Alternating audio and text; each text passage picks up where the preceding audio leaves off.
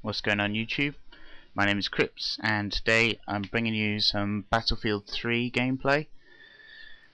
The game's been out for about a week now, I'd say. Yeah, almost a week, and I've basically been trying to get used to the game rather than, you know, trying to post up content as quick as possible. It's very different from, say, Bad Company 2 and, you know, well, I've basically only played Battlefields on the console, so I joined the Battlefield series in Bad Company. That's where I started, so I have no history of like Battlefield 2 and how that game, you know, works and all that. For all I know, it could be as similar as this, but to me this was like a completely alien experience because Bad Company, obviously there's like no prone, you're a bit bullet spongy, you know, you have to have decent accuracy to take down an enemy, whereas in this game, you know, it's very quick to kill someone. You know, it's like 3 bullets, you know, in some cases you can kill someone in 2 bullets, and it's just difficult to get used to, especially when you're running around as, say, like a recon. I think they've tried to make the recon more of a sit-back class, which is unfortunate really. I mean, they've taken away things like the C4 and the mortar strikes from the recon, which makes the recon players completely useless against vehicles and pretty much useless in general. I mean, the MAV is the only thing they've got which can actually help out the team, and no one really wants to sit in an MAV all game. I mean, I'll do it from time to time, you know, bring the MAV, help teammates and all that, but no one wants to sit in an MAV the entire game. The laser designator is just a waste of time. I think they need to increase the range on the laser designator, and it might become more useful then. But a good trick to use with the MAV, as you can see what I did there, I literally like deployed it and then sort of left it, and it does work as a motion sensor. So if you just leave it there, it'll just light up people when they walk near it. So basically what you want to do is you want to put your MAV down somewhere and then sort of patrol that area, especially in Team Deathmatch. I mean, I don't play Team Deathmatch that much. The game I had before, I might upload like a second of it so you guys can see. Just basically, I just kept spawning and dying. I mean, the spawn system in Team Deathmatch isn't brilliant. I think it needs some work doing. But you know, I'll stick with Russian Conquest. You know, those are the more enjoyable sort of game types of Battlefield, and you know, they're unique to the game. Well, Conquest isn't so much, but Rush is pretty unique to the game, so it's very enjoyable. I wouldn't recommend Team Deathmatch. So here again I'm doing the same thing with the MAV, you know, just sort of plonking it down in the middle of the area so I can sort of hang around this area. But I'm using the M39 with the suppressor attachment, and the suppressor is so hard to get used to in this game. You need to lead your shots more, you need to your bullets drop as well, steeper, or earlier I should say. Like then, you know, I had difficulty, you know, trying to hit that guy, and there's a guy that actually gets away at one point because I just couldn't sort of find the range to like lead my shots, and it's going to take some getting used to. I mean, the M39 isn't that much of an easy gun. I think bolt actions are better, but Team Deathmatch, probably bolt actions aren't the best idea. I lost that guy in the bush. But yeah, I wanted to post Team Deathmatch because doing, say, recording a Rush gameplay for about whatever it takes, you know, half an hour, 20 minutes, 40 minutes, you know, they can vary, and I can't talk for 40 minutes unfortunately. And you know, it requires like a lot of editing down. You know, there can be slow parts in Rush. I'll try and get some jet gameplay, some decent jet gameplay, because I've been concentrating on the jets as well. Jets are good fun. They're also pretty much useless as well. I mean, if they're left alone, they can be quite devastating to ground vehicles. You know, you can come in and hit a tank from the side if your team is, you know, spotting, which is so much more important in this game, I feel, spotting. Because you die so quickly, you need to know where everyone is at all times. So It's been important in all the Battlefield games, or well, whether it was in Battlefield 2, I don't know. But in Bad Company and Bad Company 2 and 1943, you know, it was really important to spot. But in this game, I think it's even more important.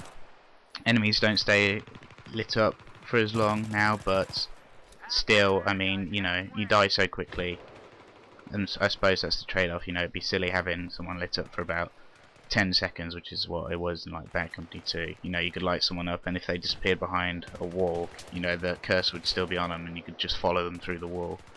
Whereas on this game, as soon as they break your line of sight, you know, they're gone, which is much better because, you know, it's more realistic, I suppose, is what they were going for in this game.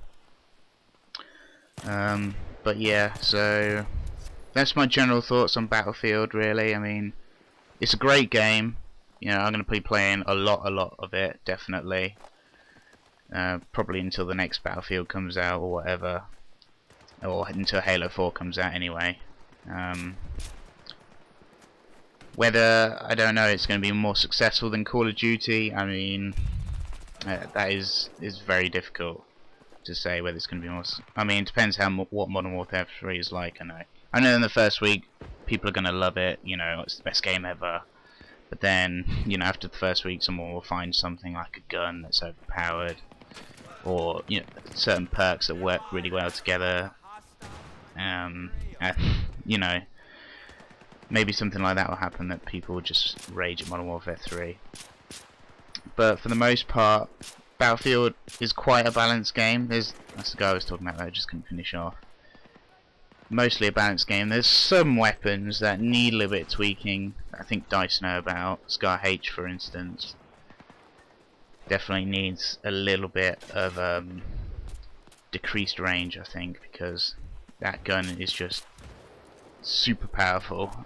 Even when it's at pretty decent range, you know, it can still drop you in like 3 bullets, which is a little bit silly, especially it being a submachine gun as well. And I've heard people arguing, you know, it's only got a 20 bullet clip, but so what? You can put it on single fire if you're really struggling with the full auto, so it doesn't really make a difference. So yeah, running out of things to say now.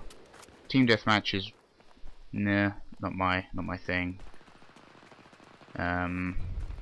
Disappointed that recons, yeah, we've talked about that. I'm disappointed in how they've nerfed the recon, really. Oh yeah, and also the glare. The lens glare is ridiculous. I'm sorry, that is out of order, really. I mean, you can see that from a mile away. I don't mind it being on like the 12 times ballistic scope. I can understand that. That's fine, because, you know, people sit a mile away with the 12 times ballistic scope, but I think they should not have lens glare if it's on like an 8 times scope or a 7 times scope. Because I think the drop off is like it's either 6 or 4 or something like that. The drop off is where you don't get any more lens glare, but I don't know. I mean, literally you just scope in, and then, you know, you can see the lens glare from a mile away, and everyone is already shooting at you. So I don't know. It's not something I like.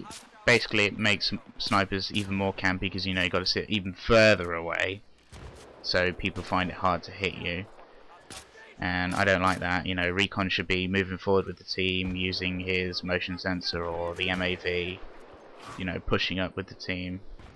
Otherwise they're just useless, really, sitting far away. I mean, they can't exactly, you know, arm a crate from, I don't know, spawn or something, which is where most snipers sit, or Recon players I should say. But yeah, Assault getting the medic, I can understand that. Yeah, that makes sense to me. They're pretty good all-round classes now, and they can't do much to tanks, which really makes sense because now they've got the medic role. Support just has everything. Now, I mean, they've got mortars, C4, pretty much anything you could want. It's like a support guy, you know. They have the ammo as well, so they're, if you're starting Battlefield from this game, I recommend just going support, because they just have the most options and the most diversity, and they can do anything. Engineers are pretty much how they've always been. You know, they've got rocket launcher, mines, repair tool. I wouldn't say they have anything new. I can't think of anything off the top of my head that they have new. Stinger missiles they have, which are very, very, very annoying. I don't know about Stinger missiles just yet. I mean, when you're flying around in the jet and you've got Stingers constantly tracking you, as well as the other jet, you know, it can be very difficult. The rest of the game, I went 20-4. Not the best game, but it's about time I uploaded something, so I just thought I'll do a quick team deathmatch this morning and get this out to you guys as quick as possible. So this is the end game screen. As you can see, I'm like rank 40. This is just all the ribbons I earn in the game.